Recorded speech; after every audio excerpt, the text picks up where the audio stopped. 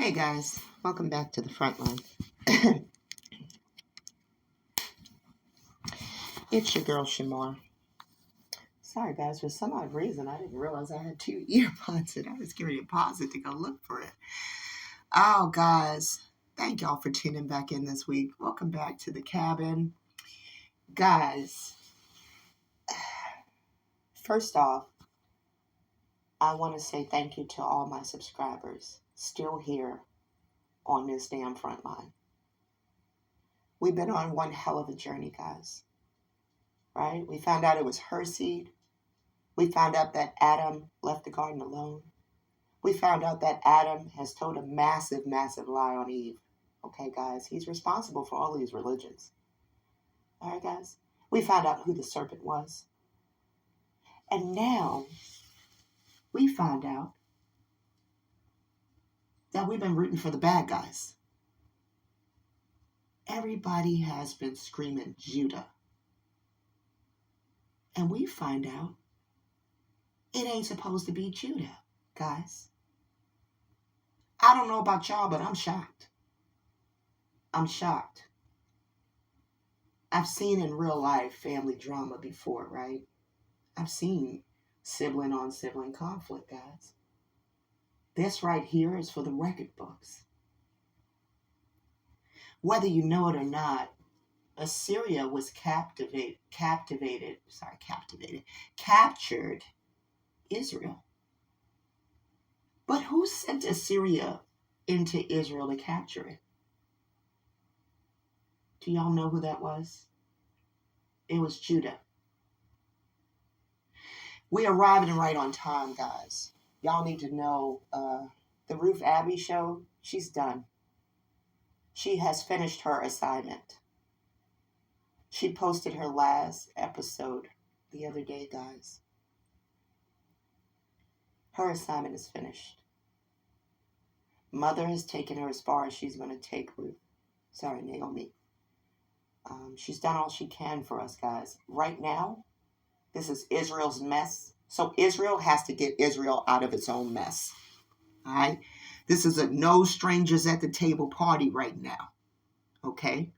Because now we got to see the major switcheroo that was pulled on us. What am I talking about? You'll see it in a lot of the writing. See, what we didn't realize is this. Much of the Torah, if you research, it will tell you, was added after the Babylonian invasion, guys. But we know it wasn't Israel that was captured by Babylon. It was actually Judah.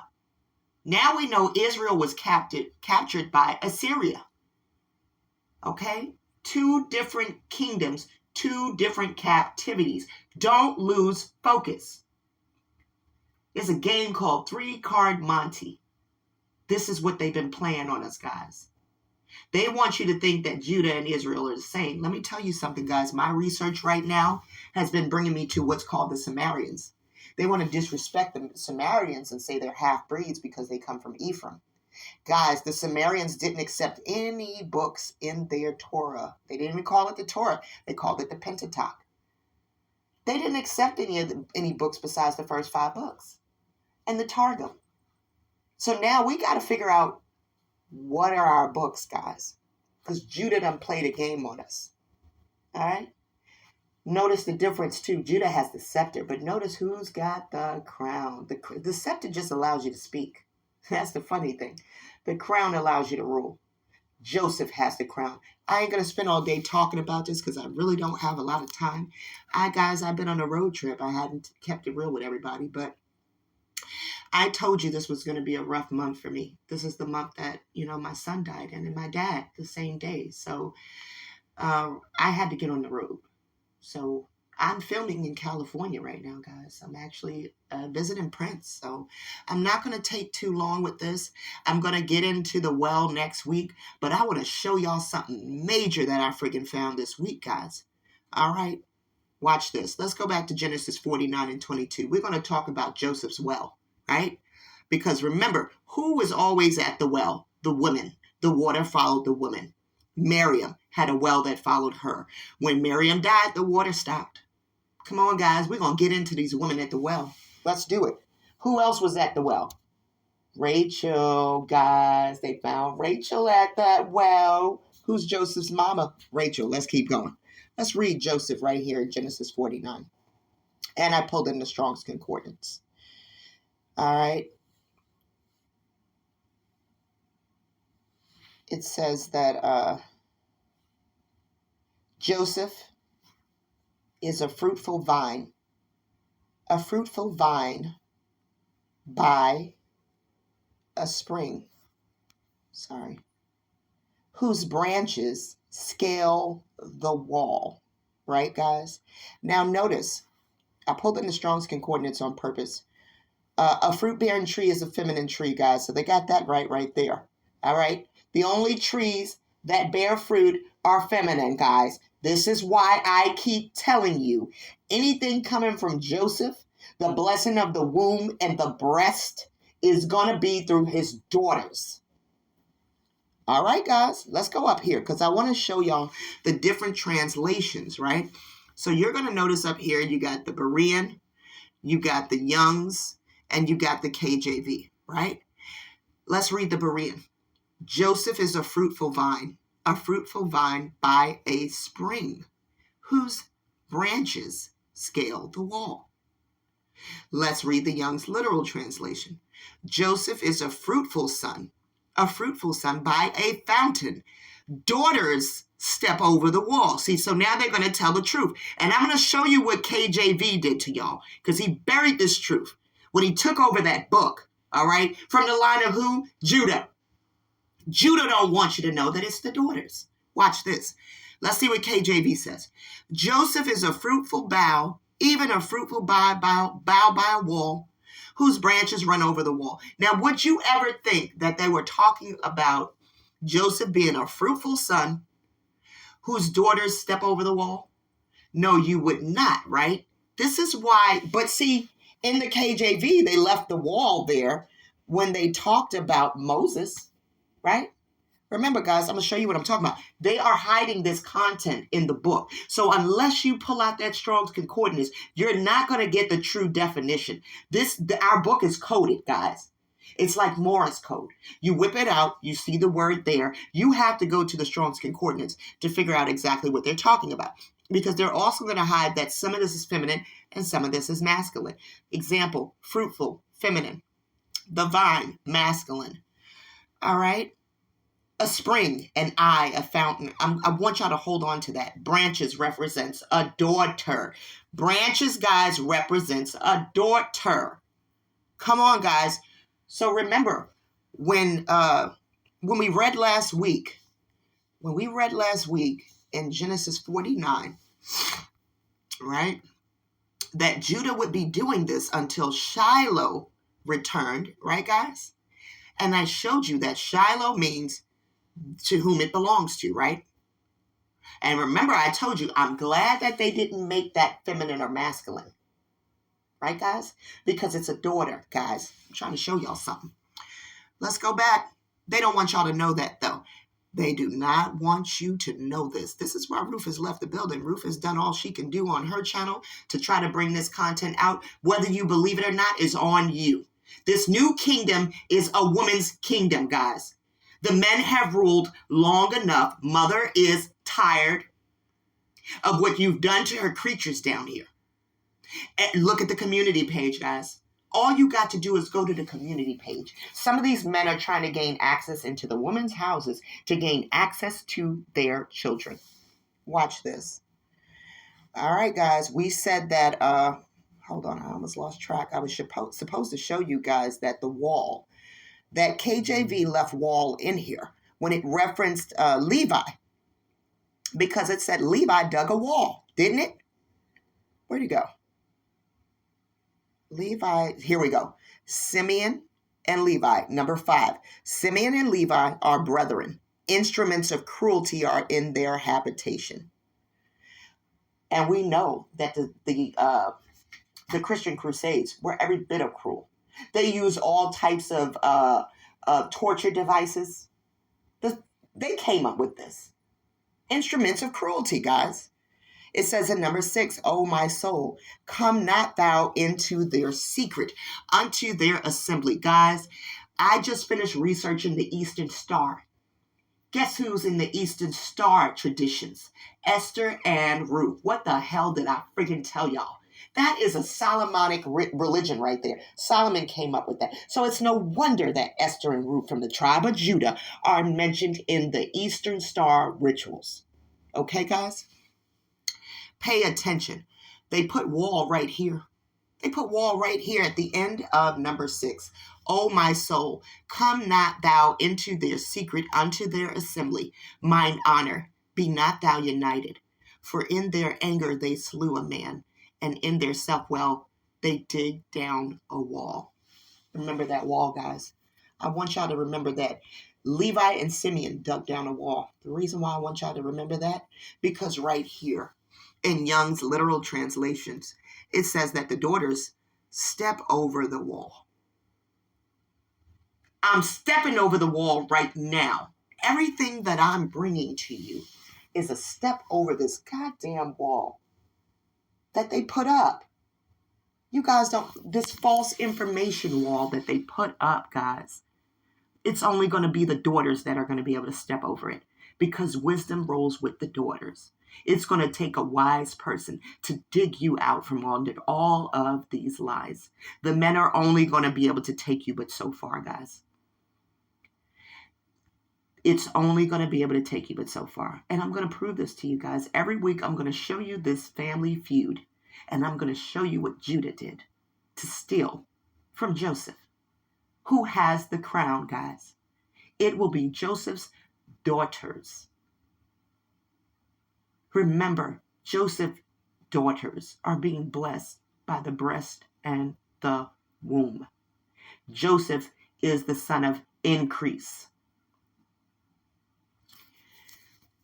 So guys, every week, look, a wall, a shore, a noun, written by the men. All right, guys, I can't spend a lot of time on this week, but I'm going to show y'all before I get out of here. All right, this well, this spring. Notice you've got three different words. Look under parallel Strongs, guys. So under the Berean, you're going to see it's a fruitful vine by a spring. Under the Young, you're going to see it's a fruitful son by a fountain. Under the KJV, you're going to see a fruitful bow by a well. So we got spring, fountain, well. All right? These are the three words, right, guys? So I went on a damn journey, right, guys? And I went to the Strong's Concordance because I wanted to know more about that water, right? I wanted to know more about that water, right, guys? This is going to trip y'all out. Do you know that the word Mayan is a Hebrew word? So, if we put that into context, we're talking about Joseph's Mayan, right? Because it says right here, Mayan or Mayano. Sounds like Moreno. Anyway, Mayan translates to spring, guys. A spring. Did y'all know that? I didn't know that Mayan was a Hebrew word. Mother showed me that. I don't know what made Mother make me research this word when I started dealing with the well. Guys, I don't know. This is purely from Mother. But it went with this episode. I couldn't believe it. When I started researching Mayan, look at the words it's bringing up. Fountain, right here, guys. Fountain, springs. Come on, guys. Miriam is linked to the well, guys. All of the women are linked to the water, guys. Y'all think I'm joking. Look at this. Look at all of these scriptures linked to this Mayan word. Under Joshua, Leviticus. Look at this. Look at this word, guys. What were they trying to tell us? It's in Song of Songs. I'm not surprised. It's Isaiah. Look at this. It's in Joel. Guys, we got to get into this word. What were they telling us, guys? What was the Mayan calendar telling us, guys? This is a major, major discovery right here. We ain't even done. We've been talking about Joseph's Mayan. Joseph's spring well fountain, guys. Now, they got this word Ayan under here. This is going to link you to the eye and the well. But see, the KJV don't want you to realize that it's really a spring or a fountain, because then it would take you to the word Mayan, right? Which is a Hebrew word. Did anybody ever tell you Mayan is a Hebrew word? No, they're not going to tell you that. Ayan, an eye of uncertain derivation. Yeah, I got that right, I think. All right, guys. Ayan to me is not so closely associated as is Mayan. They don't want you to know that Mayan is a Hebrew word. And look, you're going to have this X associated with it. See what I'm saying? The X is completely feminine, guys. That X is feminine. And they do not want you to know that. So in these next coming weeks, guys, this is what we're going to be covering. We're going to get into all of the ladies near that well. All of Joseph's daughters. Right, guys? We're going to get into that. We're going to have to. Because they are hiding the fact that that Mayan is connected to the spring.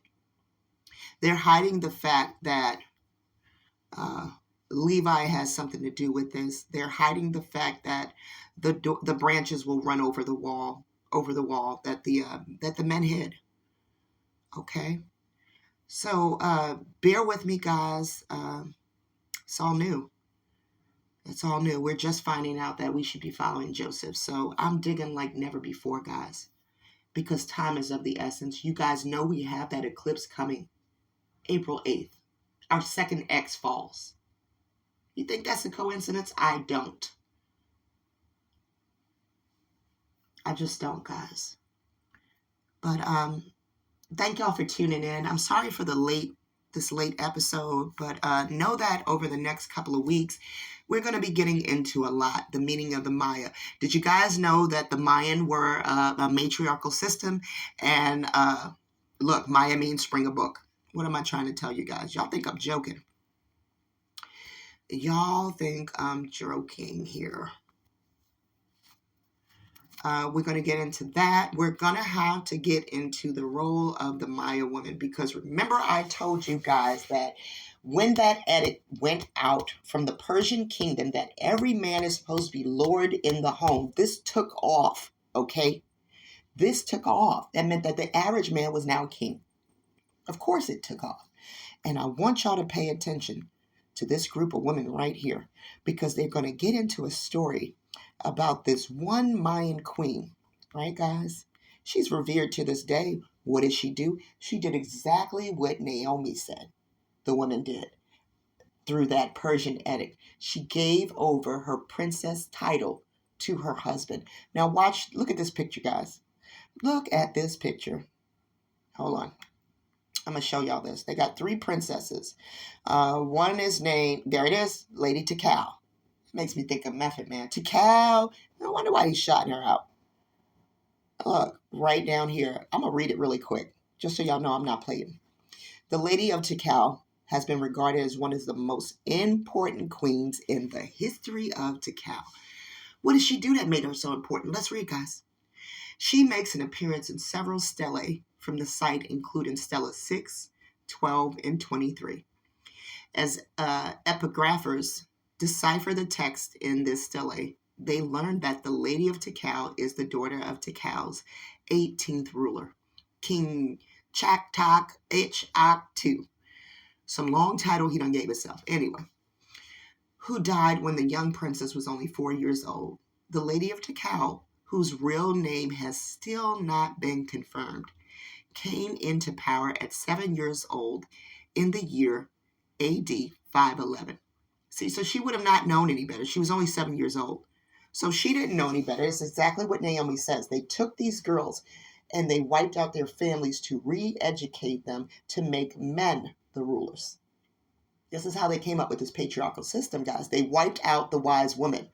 I haven't been able to prove this part yet, but this right here is taking me along the path to show that that rulership did transfer over. All right. All right. The Lady of Tikal, whose real name, we read that already. She is right here. We're right here. She is understood to have ruled for around 16 years, but not alone. Interestingly enough, the young queen is mentioned in Stella 12, along with what scholars assume to be a regent or consort named, now listen to this name, y'all. Y'all ready for this shit? Listen to this name, y'all. This is going to, God damn it. Wait till y'all hear this name. This is going to remind you of Paleo Hebrew because of the wizard they hired, right? Her royal consort's name was Calamet Balaam. Y'all remember Balaam tried to curse the Hebrews? Do y'all remember that? So now we see that Mayan is a Hebrew word. We see that this queen had a consort named Balaam. Okay, guys? All right, is this making sense to y'all now? Are y'all seeing what they did when they came in here with this husband shit, with the paterfamilias like I told you? They were intent on making sure they changed our household structure. Listen to this. So Balaam is addressed as the 19th ruler of Tikal. It is unclear if this means that he was her husband, a family, or her son. But what should be noticed about this rare situation is that the power that this ruler has comes directly from his connection to the Lady of Tikal. It is through her that he achieved this position of power. It was rightfully the woman's. And we're going to get into our next episode. We're going to talk about what this power structure looked like. I'm going to go into this article in depth and show y'all what the Europeans came here to and what they were hating on. The fact that you had a nation that was thriving because it wasn't ruled by men. It was actually ruled by the woman. Because I told you before, why would the Creator allow the person who was not obedient to him to rule? Adam took it, and he used Judah to do it, guys. Levi too. This patriarchy is a brotherhood. And I'm going to also show you guys that Eastern Star branch that came under Solomon reveres Esther and Ruth, the two books I told you should not be in our Torah. But y'all don't want to believe Shamar, right? I already know that this is my role. I already know y'all ain't going to listen. But you know what? At some point, you're going to have no choice but to listen. Naomi has stepped down. It's my turn now. I'm bringing this to y'all, guys. We only have a short time, guys. I don't know how long Mother's going to have me doing this too, guys.